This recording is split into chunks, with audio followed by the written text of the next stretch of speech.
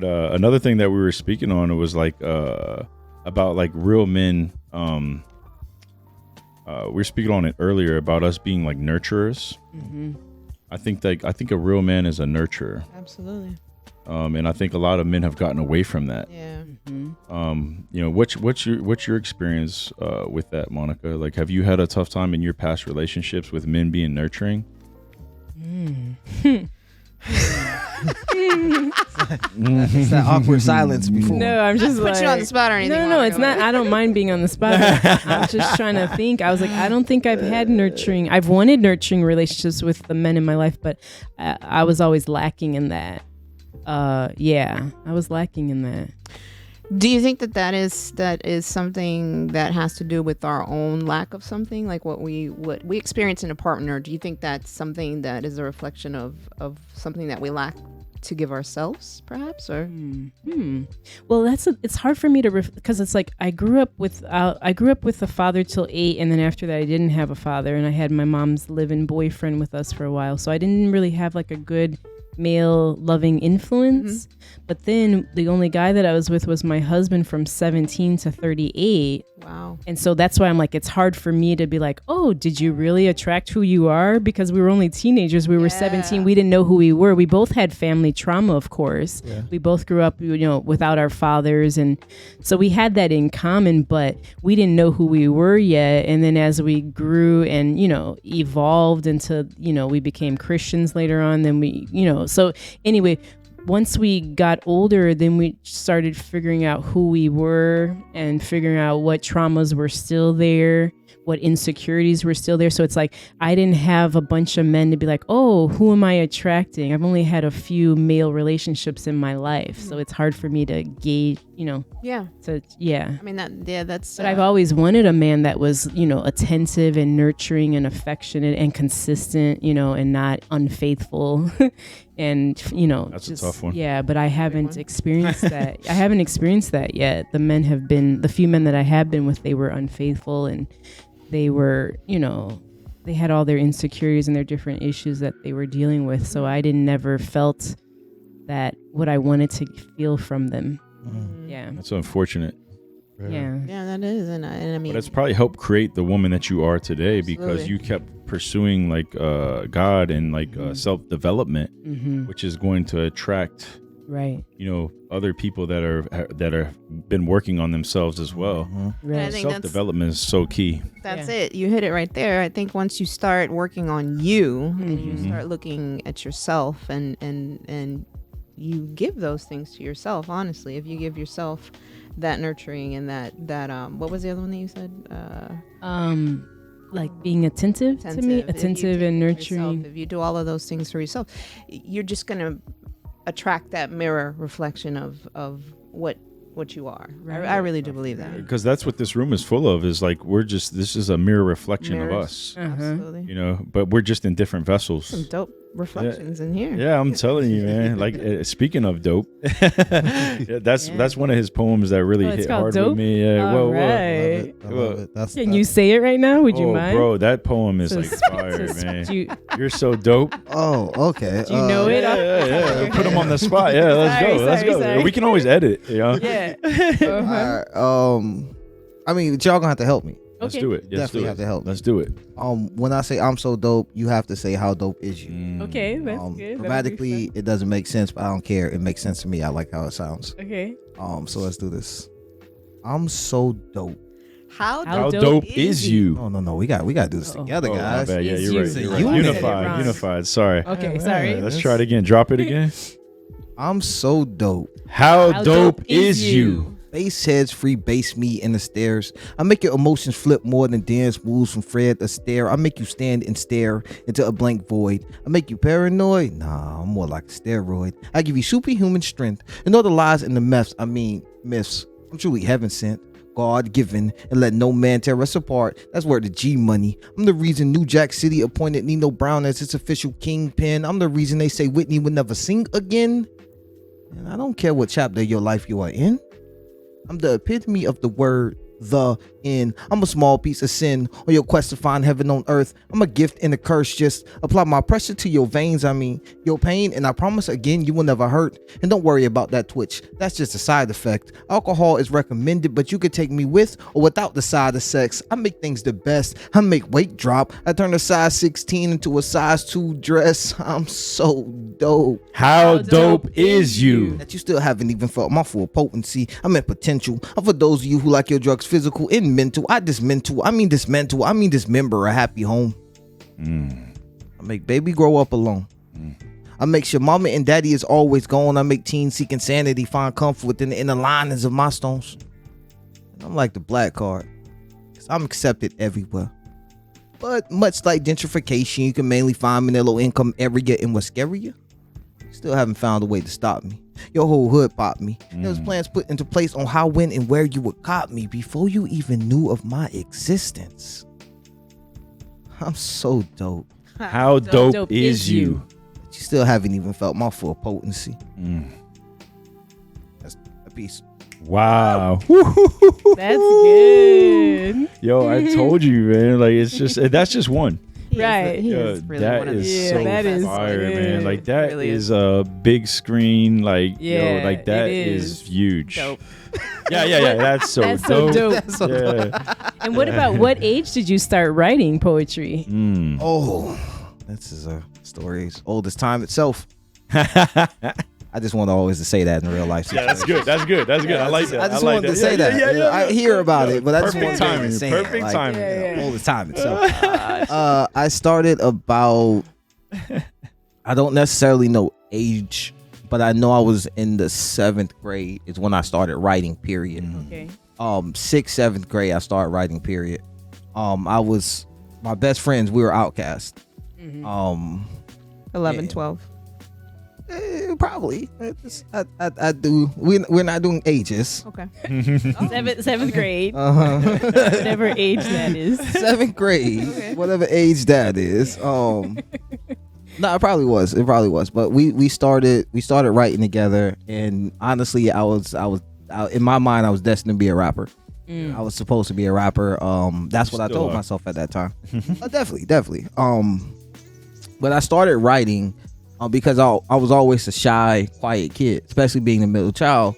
Everybody remember the oldest brothers. Everybody remember the younger brothers. Nobody remember me. They're like, "Hey, aren't you so-and-so child?"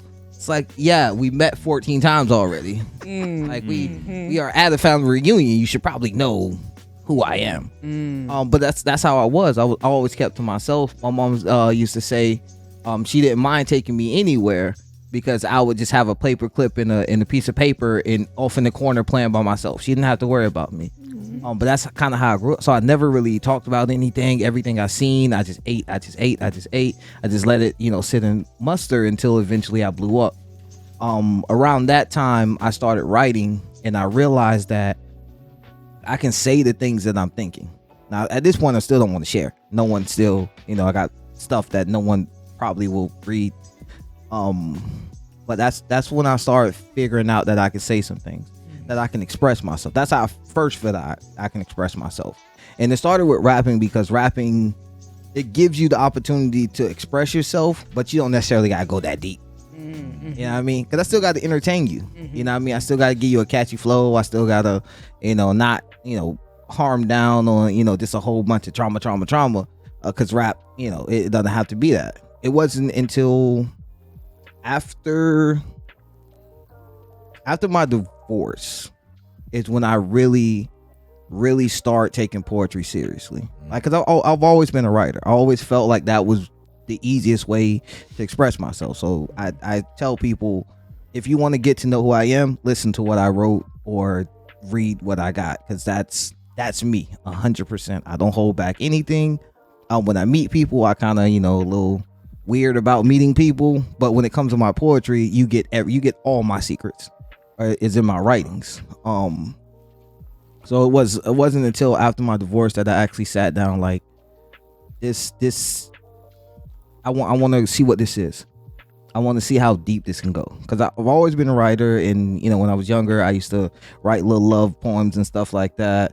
I was like the poetry pusher The poetry pusher. Yeah.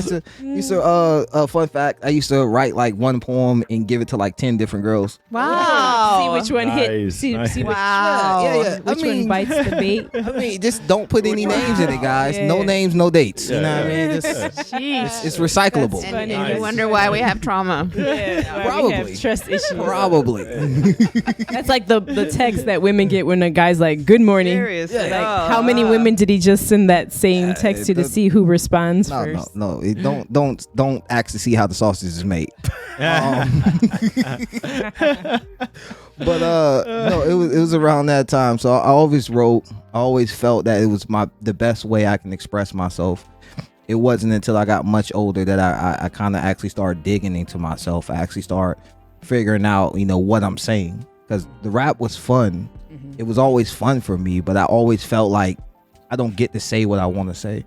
You know what I mean? Because I have to follow this form. I have to follow this structure. I have to be entertaining and, do a couple backflips and stuff like that. But with poetry, it's like the structure is what I make it. The words are what I make it. You know what I mean? Like, if I come into a poem, everyone has to just be quiet and listen. And that's all I ever wanted, was somebody to just listen to me. Like, just hear me, just see me. First hear me first. Seeing that came much later. But I just wanted people to hear me, because I always felt like I could never get a word in. And I think we talked about this last time. Is like I was one of those kids that I didn't believe that people cared about what I had to say. I didn't think they hey, my words didn't really mean anything. No one really cares. No one asks Kelvin how you doing. Like, no one walks up and do that. So I grew up thinking that was okay when it really wasn't. No, it wasn't. So you're unseen and unheard, basically. Yep. Like invisible. Very much. Very much. To the point where I grew up. I grew up telling people that I am a figment of their imagination, so it can make it easier for me to disappear on them. Ooh. Because I'm so used to just cutting ties and disappearing, because I've done it my entire life. So I'll come in like, hey, I know things are great, but I'm just a figment of your imagination. Wow. So did that play into your marriage, like why you got divorced? Kinda. With that, we both brought in our idea of our parents' marriage. And we never sat down and really discussed what marriage was. So I brought what I seen with my parents. She brought what she seen with her parents. We decided to get in one house together, and it wasn't too long until our ideas clashed big time. So there was a lot of things we were both bringing into the relationship that we didn't process, that we didn't understand. I was 19 turning 20. I think we got married at 20. Okay. Yeah. So we had no idea. Right. No idea what was getting. You were kids. Yeah, no idea. So that was the biggest thing in that, is I did have those things. I still felt unheard. I still felt, like no one can see me. And I'm living with this woman. I'm married to this woman, but I felt like I'm still not being able to be myself or express myself. One, because I didn't know how to, and two, I don't think she knew how to be receptive towards it, because that's not how we seen marriage individually. So that's kind of how that happened. I felt, as the man, I'm supposed to be a provider. As long as the bills paid, give me some food and let me go sit down somewhere. Don't bother me. Right. You know what I mean? Because that's kind of how I seen. That's how you grew up. Yeah, and her family was a little more family oriented. Like, they did trips, they went out to eat and stuff like that. So now we're clashing over, hey, we don't never go anywhere. Well, the bills paid. You know what I mean? Right. We got lights, we got food in the refrigerator. Right. That's kind of the idea I had. So that we clashed over every little thing until these little things became big things, because we didn't express what was triggering us. We was just being triggered. Wow. Pretty much. Wow. And how long did the marriage last? 4.5 years. Okay. Yeah. 4.5 years. It got to a point. Before we ever got married, while we were dating, before we were dating, when we were talking, and I believe sometimes we sort of foreshadow our own or manifest, however you want to see it, our own futures. While we were still in the talking stage, I made a statement. I never want my kids to grow up in a toxic environment. Never. And again, no kids, no nothing. We just talking. So to me, I'm young. This sounds crazy. We laughing. Ha ha ha ha. That's funny. Later, we got married. We had kids. I have 3 boys. When it got to a point where the relationship was toxic, so much resentment, there was so much anger, there was so much frustration. It was like I have to stick to my word. Like it's like one of those things, like I didn't know I was going to actually have to use this. I just was, setting my non-negotiables. And that's non-negotiable to me. Like I have 3 boys. Last thing I want them to do is growing up thinking that it's okay to yell at a woman or disrespect a woman or call her out of her name or vice versa. You know what I mean? Like I don't want you getting, pushed around or something because you think you the man. You can't put your hands on a woman, which you can't put your hands on a woman, but you can't put your hands on anyone. It's self-defense is the only time you should be physical. Not defending yourself, use your words. You know what I mean? But it got toxic where it never got physical, but it was toxic. It's walking on eggshells. It's arguments about nothing. You know what I mean? Like we're both hurt, we're both angry, and we're arguing about eggs. Yep. Or clothes on the floor. You know what I mean? But it breeds a toxic environment. It breeds an environment where now my kids grow up thinking like it's okay to go back and forth and argue and yell. And there is a time and a place for it because that comes with that relationship, those battles, that growing. You have to fight for what you want, but it shouldn't be the norm. You shouldn't expect to come home to watch your parents argue.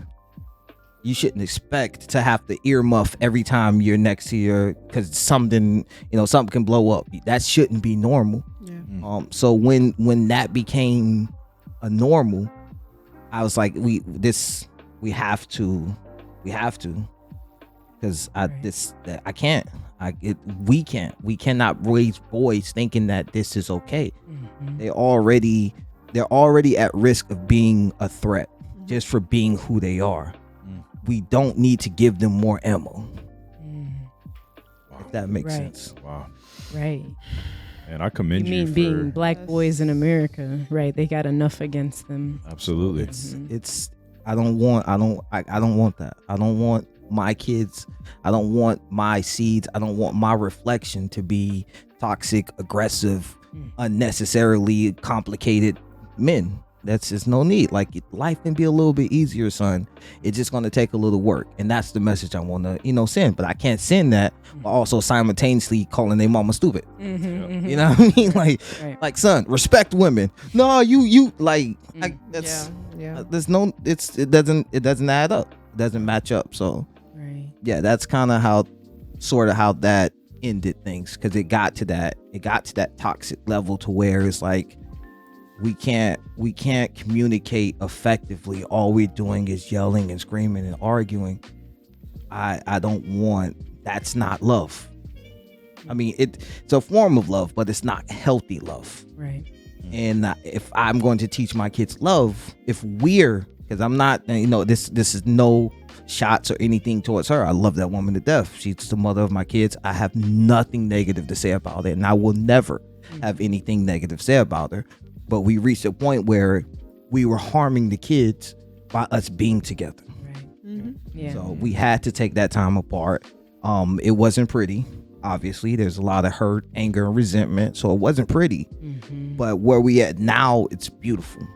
Very beautiful. Like that woman is still my best friend. So now we're in a better spot. We can help raise the kids a little bit better. Kids understand, mommy's here, daddy's here. Mommy has this life, daddy has this life, but they still love us very much, and they still can work together on the things that we need. So they can feel secure now instead of insecure in a toxic home. Exactly. Yes. Wow. So it turned out to be a great choice to split. What you said here was big. Is huge. Harming the kids by being together. Like how many people are out there doing that? you know, and it's like, you know, like we stick in these bad toxic relationships and the kids suffer. Yeah. So I think that was a great point, you know, like, and people got to think about that, you know, think outside of yourself. Yeah. And that's what about your children? Yeah. That was one of the scariest things for me.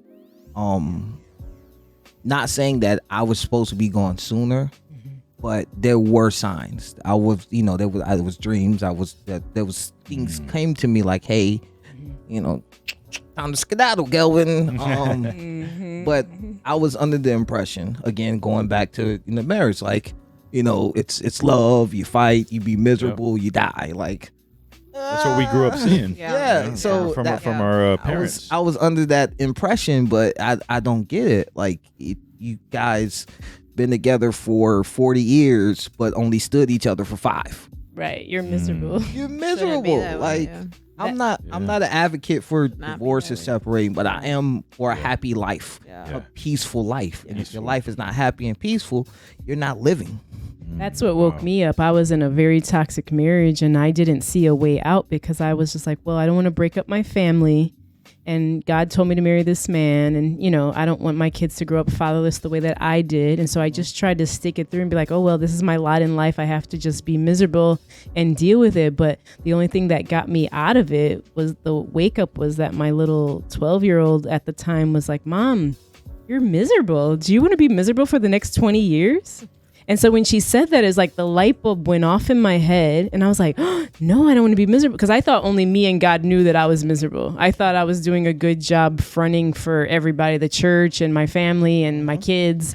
I didn't know that this little girl's like, Mom, you're miserable. Do you want to be miserable for the next 20 years? And I was just like, oh, no, I don't. She's like, you could marry someone else and be happy. And she's like, I don't even like Dad. Like the house is so, she's like, I feel like I'm walking on eggshells. It's so tense. Like you can feel the tension. So she's like, I'm not comfortable. And so she helped me see to be like, okay, you're not doing a good thing by trying to keep your family together. You're doing more damage by staying together in this toxic environment and them seeing, you know, him disrespect me and, you know, all of that, his anger blowing up. I was doing more damage by keeping the family together.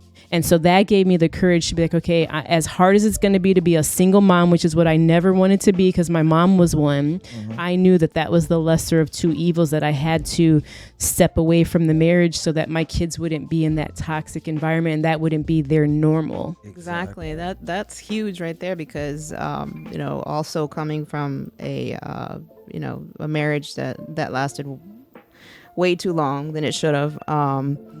I think it becomes evident or so like you can't run from it anymore when your kids, I mean, my own son came to me and said, I think you need to get a divorce.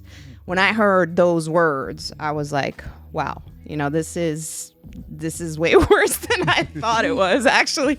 Wow. If my own kids can, you know, because you think as adults you're playing it off really good. It doesn't have to be verbal or physical, and you think you're doing a great job of like playing all of this off. Oh no, they can sense it all, they can feel it all. The energy is tense. You can cut it with a knife.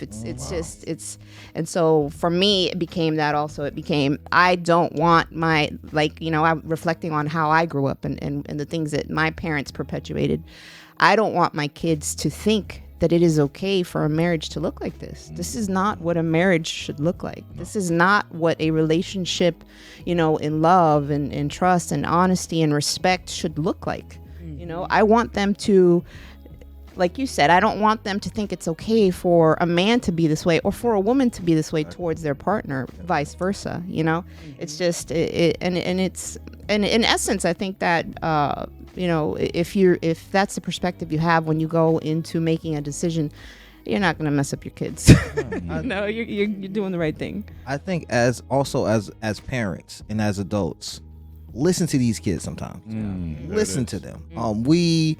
Not everybody. That's very, you know, general, but we often feel as an adult like we experienced, we lived. You know, I knew this one lady who will always tell me, I graduated already, so you got to get yours. Like, okay, that's nice. That's congratulations, she graduated. But that's not helping me. You know what I mean? I know something that you don't, based off experience. And that's not to brag, that's not to be arrogant, but listen to these kids. They are individuals. They're not just little things that I gave him, I taught them his ABCs, he gonna love me forever. It's like, no, they have feelings, they have emotions, and like you said, you can't necessarily hide it because they know. Because at times they feel it too. Oh yeah. Energy is real. Like, energy is real. Just like when you feel it when you walk into a room and an argument just happened, even though you didn't witness it. You feel it. You know it happened. It was there. It was there. Feel it. Or just vice versa. You walk into a room and everybody's just like, this energy is so dope, and like it's energy. You can't hide it. It's real. It's real. And the kids will be the first one to sense it. They'll let you know. They'll be the first ones. So what do you do different this time? Like when in picking your partner? So like what are the things you're going to, I think it does take a lot of self-reflection. Like, you have to go through your self-reflection of what really was this? Like, what is this? What was this? What did it teach me? Where did I go wrong? What did I do wrong? Where can I grow? How can I? You really have to analyze that before you can jump into anything. That's the truth. And I think that. So you're asking me specifically now what I want? I'm asking all of you because the interesting thing is here is I've never been married, and I think everyone in this room has been married. So really bad odds, man. I mean, so I'm trying to learn.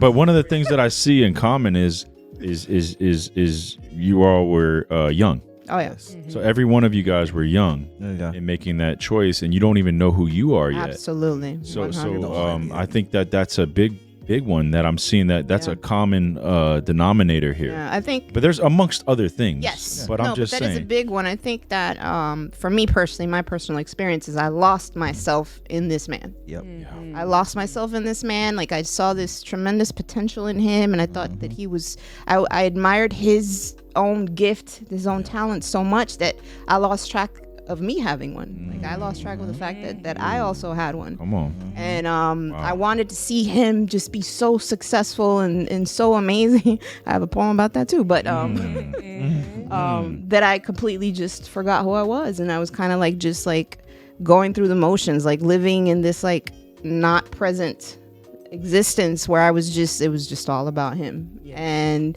that creates so much resentment, so much resentment. And it got to the point where like I could not stand to look at him. Like, I could not. And eye contact is one of my favorite things, but I could not even look at him. Like, I could not look at him. Just being in the same room as him felt like it was bad, and that's because I neglected myself. I completely forgot about myself, and that will really, really, really, really, really, really mess you up. It will. It's called idolatry. Yeah. You idolize that person so much, and so like me, I've been divorced for 11 years and single for 7 years, and when there was a man that came into my life throughout that time where you're like, oh, this could be someone, just a potential, I found that I became too idolatrous, where I was just like, the idea of being with a man and having a good relationship or being married again, it was like too much. Like, I idolized it too much. And so recently, because I've been doing this work on myself for like 7 years, but recently I finally realized, I was like, oh, you're finally not idolizing it. Like, I want it, and I know God has it for me. He told me, but I'm like, it's no longer the top priority. Right. And I'm good without it or with it, or I could take it or leave it. And I'm not like desperate to be like, so if we could reflect and be like, okay, let me not make marriage or a relationship an idol in my life. Let me work on myself and become balanced. Yes. So that if I do have someone, it could be a beautiful thing because we can add to each other. But if I don't have someone, I'm good by myself because I've learned to love myself. I've learned who I am, and I've grown where I'm good either way. And I'm in a peaceful place. I'm like, in my marriage for 15 years, we were arguing all the time because my ex would just love to argue for hours. And I would just try to be quiet so he could be quiet, but he would just keep on going and going for like 2 hours all the time. So when I finally left that, I was like, oh, I have peace. Like there's nobody to argue with me, you know? So I'm in this peaceful place. And so I'm like, I don't want to get into a relationship that's going to disrupt that peace that I've grown accustomed to for all these years. So now I'm good with it or without it. And I think a lot of it is just that trauma too of the conditioning that we receive. Like we're all conditioned to believe like marriage is like the top goal. Like that's where you have to be. If you're not doing that by a certain time and you don't have this and that, then you're failing. You're failing in life. And that's such a backwards way of thinking about it, because it's like, so I'm not saying marriage is beautiful. Like, you know, it's definitely something important. But I think that it's reversed, because we should be conditioned to know ourselves first and foremost. Like we should really know ourselves first before we step into anything that's going to involve anybody else. Because honestly, if you don't know who you are, then you don't know who you are. It'll be a train wreck. Yeah, absolutely. Try to bring someone else when you don't know who you are. Exactly. You know, and you're confused or whatever. And then you add kids into the equation. Ooh, it's just not good. Hey guys, thanks for tuning in. You can catch all of our episodes on YouTube and Spotify at Better Gents Podcast, and follow us on Instagram, TikTok, and Twitter at Better Gents Pod. Thank you and take care.